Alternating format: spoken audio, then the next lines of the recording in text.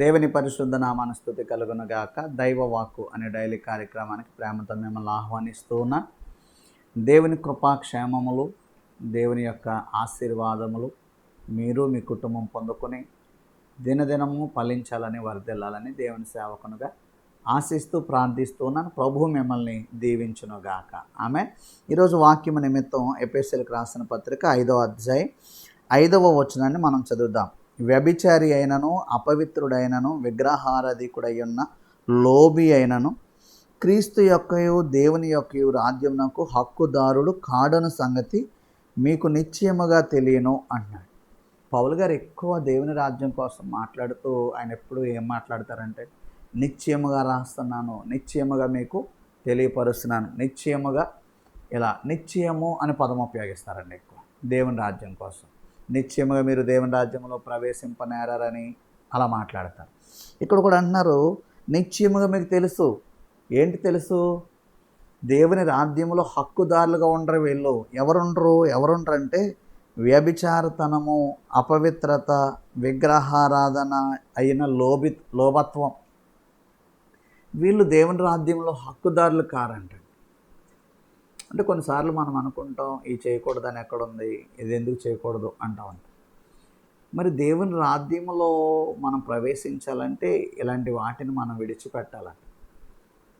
లోభత్వం మనలో ఉండకూడదు. లోభితనం, పిచ్చినారుతనం, విగ్రహారాధన సంబంధమైన విధానాలు, వ్యభిచార సంబంధమైన విధానాలు, అపవిత్రత మనలో కనిపించకూడదంట. ఎందుకంటే మన దేవుడు పవిత్రుడు గనక, ఆయన రాజ్యము పవిత్రమైనది గనక పరిశుద్ధులు మాత్రం ఉంటారు. అక్కడ ఎప్పుడు పరిశుద్ధుడు పరిశుద్ధుడు పరిశుద్ధుడు అని మరి గాన ప్రతిగానాలు దేవదూతలు చేస్తూ ఉంటారు. ఎందుకంటే ఆయన పరిశుద్ధుడు. ఆయన మహామహిమలో అతి పరిశుద్ధ స్థలములో వసించేటువంటి దేవుడు. ఈ అపవిత్రమైన వాటితో మనకు సంబంధాలు ఉండకూడదండి. పవిత్రమైన హృదయం కలిగి ఉండాలి. ఆ పరిశుద్ధమైన తలంపులతో మనం నింపబడి ఉండాలి.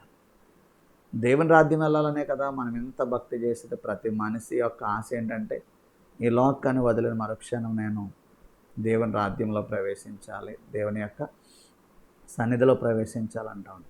నిజంగా దేవుని రాజ్యంలో మనం అడుగుపెట్టి హక్కుదారులుగా ఉండాలి అంటే ఇక్కడ మాట అంటున్నాడు, దేవుని రాజ్యంలో హక్కుదారులముగా. రాజ్యమునకు హక్కుదారుడు. హక్కు ఎవరికంటే పవిత్రమైన వారికి, విగ్రహారాధన లేని వారికి, లోభత్వం లేని వారికి.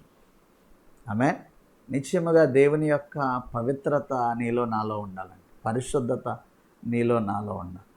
మనం ఏం కోరుకుంటామంటే దేవుని రాజ్యం కావాలి, జరిగే అన్యాయాలు మనకు కావాలి, దేవుని రాజ్యంలో హక్కు కావాలి, ప్రతి పాపంలో మనకి అవకాశం కావాలి కదా. ఆ రెండు మ్యాచ్ కావు. దేవుని సన్నిధి కావాలంటే లోకానికి దూరం అవ్వాలండి. దేవుని రాజ్యంలో హక్కు కావాలంటే ఈ లోకపరమైన విషయాల్లో నీకు విమోచన కావాలంతే. వీటితో సంబంధం ఉండకూడదు. కాబట్టి ఈరోజు ఈ మాటలు వింటున్న దేవుని బిడ్డలారా, అబ్రహాం చూడండి ఎలాగో దేవుణ్ణి మరి వెంబడించాడో. తన తండ్రి ఇంటిని, కుటుంబాన్ని, చేస్తున్న వ్యాపారాన్ని, బంధువులను, పూర్వీకులను అన్నీ వదులుకుని వచ్చాడండి. మనం కూడా అంతే. దేవుని వెంబడిస్తూ వదలవలసిన వాటిని అన్నీ వదలాలి. అన్నీ కావాలి, దేవుడు కావాలంటే మనం దేవుని రాజ్యంలో హక్కులు కోల్పోతామేమో.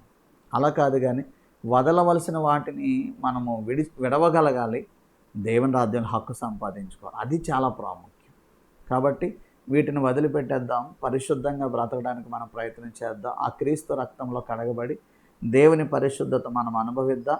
ఆయన రాజ్యంలో హక్కుదారులంగా మనం జీవిద్దాం.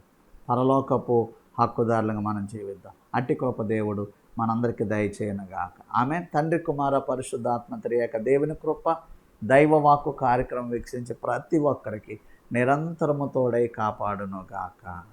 ఆమెన్. God bless you.